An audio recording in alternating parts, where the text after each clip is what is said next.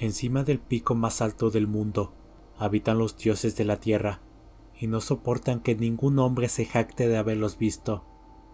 En otro tiempo poblaron los picos inferiores, pero los hombres de las llanuras se empeñaron siempre en escalar las laderas de roca y de nieve, empujando a los dioses hacia montañas cada vez más elevadas hasta hoy, en las que solo les queda la última. Al abandonar sus costumbres anteriores, se llevaron sus propios signos, salvo una vez que, según se dice, dejaron una imagen esculpida en la cara del monte llamado Gnagrek. Pero ahora se han retirado a la desconocida Kadat del desierto frío, en donde los hombres no entran jamás y se han vuelto severos. Y si en otro tiempo soportaban que los hombres los desplazaran, ahora les han prohibido que se acerquen, pero si lo hacen, les impiden marcharse. Conviene que los hombres no sepan dónde está Kadat, de lo contrario, tratarían de escalarla en su imprudencia. A veces, en la quietud de la noche, cuando los dioses de la tierra sienten añoranza, visitan los picos donde moraron una vez y lloran en silencio al tratar de jugar en silencio en las recordadas laderas. Los hombres han sentido las lágrimas de los dioses sobre el nevado Turain, aunque creyeron que era lluvia, y han oído sus suspiros en los quejumbrosos vientos manantiales del Erión. Los dioses suelen viajar en las naves de nubes, y los sabios campesinos tienen leyendas que les disuaden de acercarse a ciertos picos elevados por las noches cuando el cielo se nubla, porque los dioses no son tan indulgentes como antaño. En Ultar, más allá del río Sky, vivía una vez un anciano que deseaba contemplar a los dioses de la tierra. Este hombre conocía profundamente los 7 libros crípticos de la tierra y estaba familiarizado con los manuscritos nacóticos de la distante y helada Lomar. Se llamaba Barzai el Sabio, y los lugareños cuentan cómo escaló una montaña la noche del extraño eclipse. Barzai sabía tantas cosas sobre los dioses que podía contar sus idas y venidas, y adivinaba tantos secretos que se tenía a sí mismo por un semidios. Fue él quien aconsejó prudentemente a los diputados de Ultar cuando aprobaron la famosa ley que prohibía matar gatos, y quien le dijo al joven sacerdote Atal dónde se habían ido los gatos negros en la medianoche de la víspera de San Juan. Barzai estaba profundamente versado en la ciencia de los dioses de la tierra, y le habían entrado deseos de ver sus rostros. Creía que su hondo y secreto conocimiento de los dioses lo protegería de la ira de estos, y decidió escalar la cima del elevado y rocoso Hateg-Tlak, una noche en la que sabía que los dioses estarían ahí.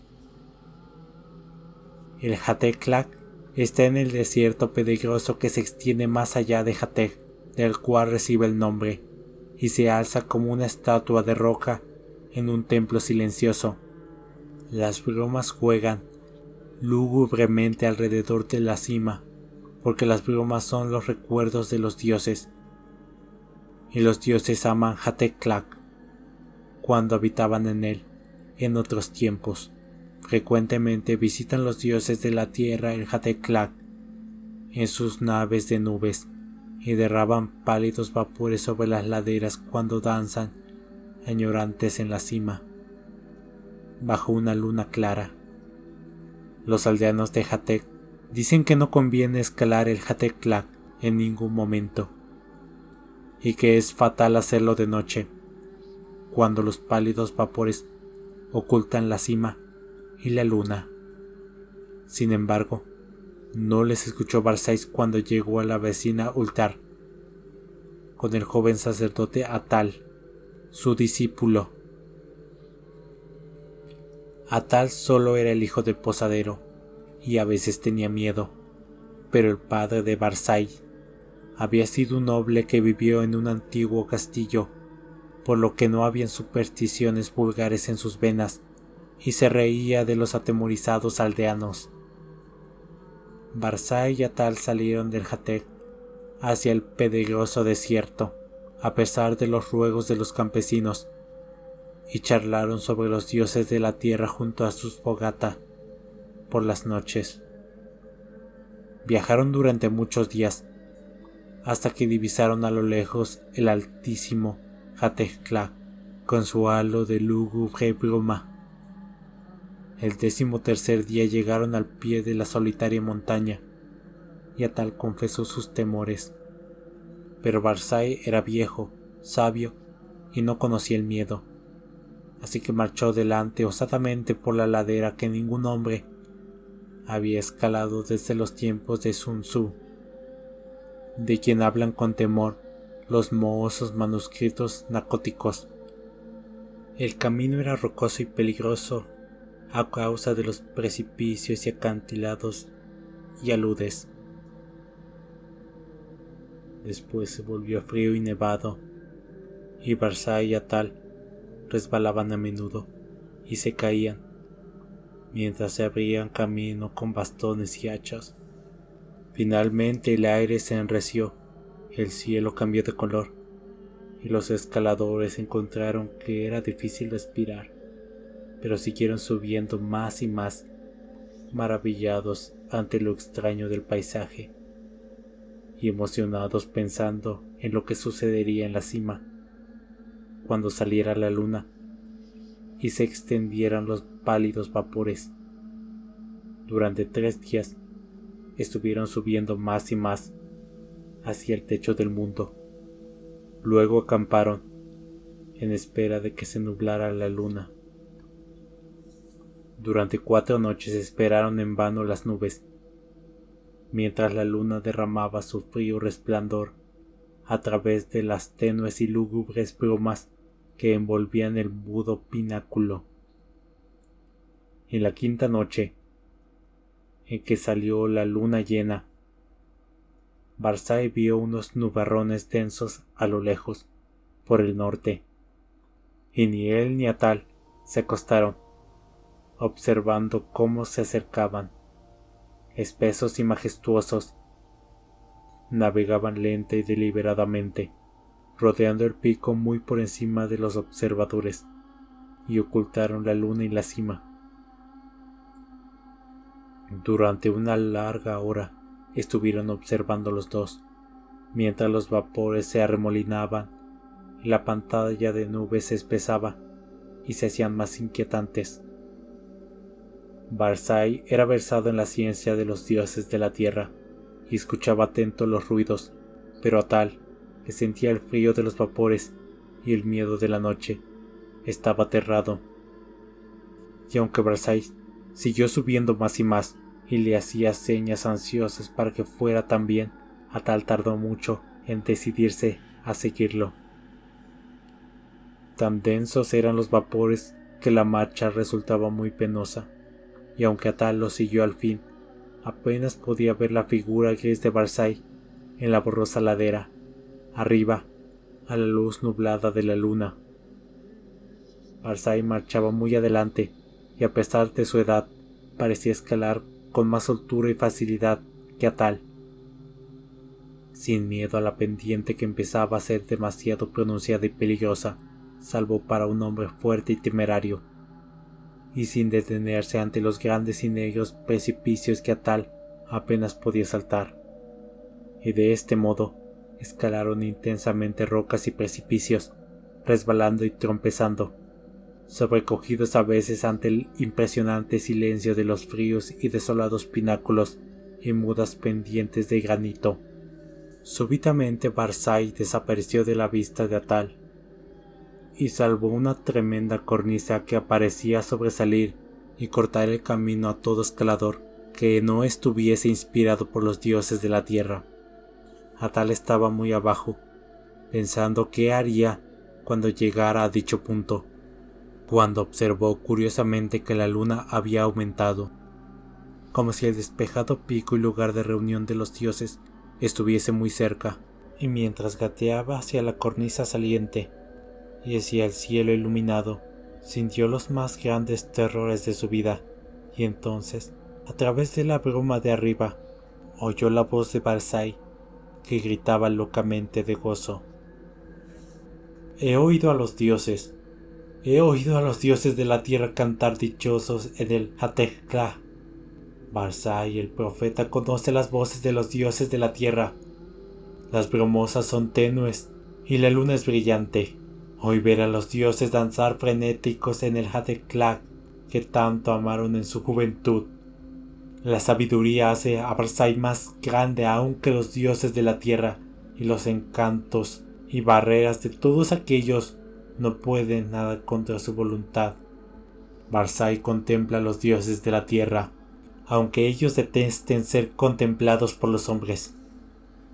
Atal no oía las voces que Barzai oía, pero ahora estaba cerca de la cornisa y buscaba un paso, y entonces oyó crecer la voz de Barzai de forma más sonora y estridente. La niebla es muy tenue y la luna arroja sombras sobre la ladera. Las voces de los dioses de la tierra son violentas y aireadas. Temen la llegada de Barzai el sabio, porque es más grande que ellos. La luz de la luna fluctúa, y los dioses de la tierra danzan frente a ella. Verá danzar sus formas, saltando y aullando a la luz de la luna. La luna se debilita. Los dioses me tienen miedo. Mientras Barzai gritaba estas cosas, Atal notó un cambio espectral en todo el aire, como si la ley de la tierra cedieran ante otras leyes superiores. Porque aunque el sendero era más pronunciado que nunca, el ascenso se había vuelto espantosamente fácil, y la cornisa apenas fue un obstáculo cuando llegó a ella, y trepó peligrosamente por su cara convexa. El resplandor de la luna se había apagado extrañamente, y mientras Atal se adelantaba en las brumas, monte arriba, oyó a Barzai el sabio gritar entre las sombras. La luna es oscura, y los dioses danzan en la noche. Hay terror en la noche, hay terror en el cielo, pues la luna ha sufrido un eclipse que ni los libros humanos ni los dioses de la tierra han sido capaces de predecir. Hay una magia desconocida en la Hateklak, pues los gritos de los dioses asustados se han convertido en risas, y las laderas del hielo ascienden interminablemente hacia los cielos tenebrosos en los que ahora me sumerjo. Al fin, en la débil luz, he percibido a los dioses de la tierra. Y entonces Atal, deslizándose monte arriba con vertiginosa rapidez por inconcebibles pendientes, oyó en la oscuridad una risa repugnante, mezclada con gritos que ningún hombre puede haber oído salvo en el fluguetón de inenarrables pesadillas. Un grito en el que vibró el horror y la angustia de una vida temerosa comprimida en un instante atroz. Los otros dioses, los otros dioses, los otros dioses de los infiernos exteriores que custodian a los dioses de la tierra, los otros dioses de los infiernos exteriores que custodian a los débiles dioses de la tierra, apartan la mirada, retroceden. No mires, no mires, la venganza de los abismos infinitos. Ese maldito, ese condenado precipicio, misericordiosos dioses de la tierra, estoy cayendo al cielo. Y mientras Atal cerraba los ojos, se taponeaba los oídos y trataba de descender, luchando contra la espantosa fuerza que lo traía hacia desconocidas alturas, siguió resonando el Hateklak, el estallido terrible de los truenos que despertaron a los pacíficos aldeanos de las llanuras y a los honrados ciudadanos de Hatek, de Nir y de Ultar, haciéndoles detenerse a observar a través de las nubes aquel extraño eclipse que ningún libro había predecido jamás. Y cuando al fin salió la luna, Atal estaba a salvo en las nieves inferiores de la montaña, fuera de la vista de los dioses de la tierra y de los otros dioses. Ahora se dice en los mohosos manuscritos nacóticos que Sansón no descubrió otra cosa que rocas mudas y hielo, la vez que escaló en Hathor en la juventud del mundo. Sin embargo, cuando los hombres de Ultar y de Nir y de Hathor reprimieron sus temores y escalaron ese día esa cumbre encantada en busca de Barzai el sabio, encontraron grabado en la roca desnuda de la cima un símbolo extraño y ciclopeo de 50 codos de ancho, como si la roca hubiese sido hendida por un titánico cincel, y el símbolo era semejante al que los sabios descubrieron en esas partes espantosas de los manuscritos nacóticos tan antiguos que no se pueden leer. Eso encontraron. Jamás llegaron a encontrar a Barzai el sabio, ni lograron convencer al santo sacerdote Atal para que rezase por el descanso de su alma.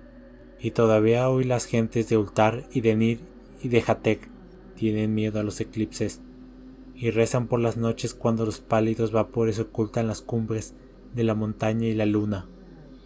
Y por encima de las brumas de Hathor, los dioses de la tierra danzan a veces con nostalgia, porque saben que no corren peligro, y les encanta venir a la desconocida Kadat en sus naves de nube a jugar como antaño, como hacían cuando la tierra era nueva y los hombres no escalaban las regiones inaccesibles.